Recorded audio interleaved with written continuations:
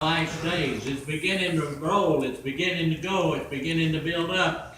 And this preaching against the church is not, this building is not the church. The church is the people that sits inside of it, the saved people. They're the temple of God. They are the only thing I know that is the temple of God, is the people.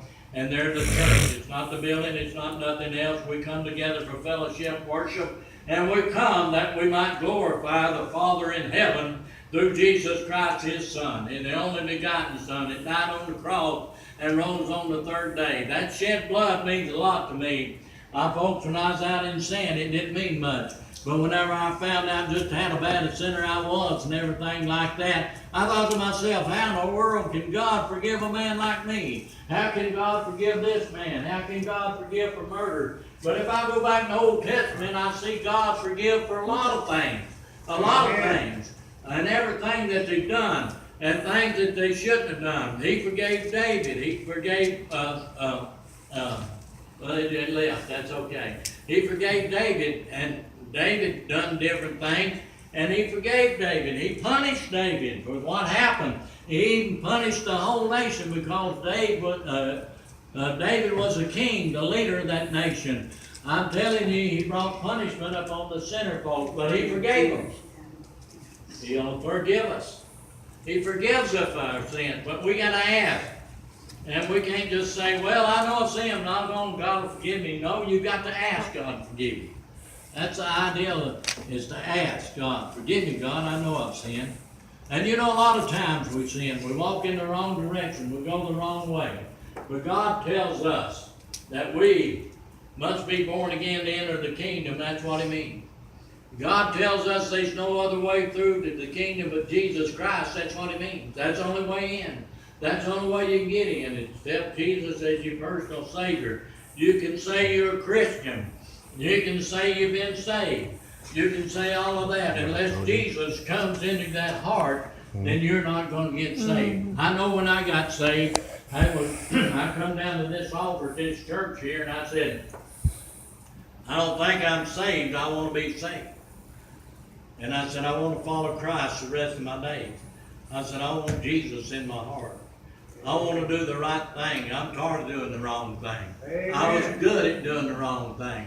And I shouldn't have been doing it at all. But I want to get out of the life I lived. I didn't like it. You can go ask my wife. She'll tell you she don't want me to go back to the old Kenneth. She likes to be better as a new Kenneth. Because I done a little bit of everything. And I was sorry for all that sin. I doing it just because I could do it, I guess you'd say.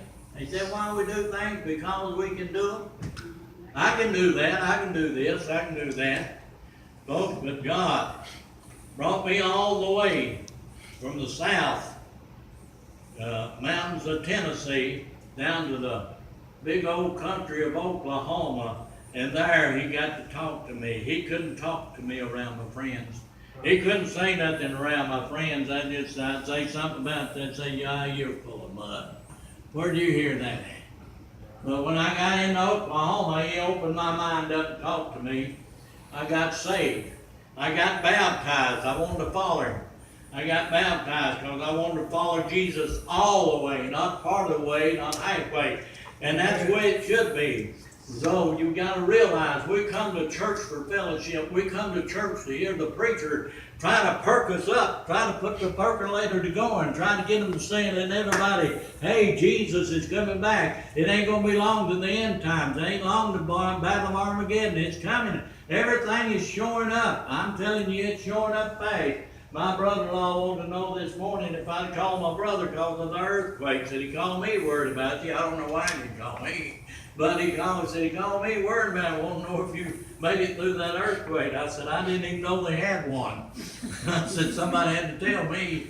So I guess I made it that way. Folks, I tell you right now, we are having a lot of things happen. We're having the earthquakes happen. We're having a lot of flooding happen. We're having a lot of fires to happen. We're having things coming at us all the time. They're doing everything they can to break down the gospel. They're doing everything they can to draw the Christians away from the church. They're doing everything they can to destroy.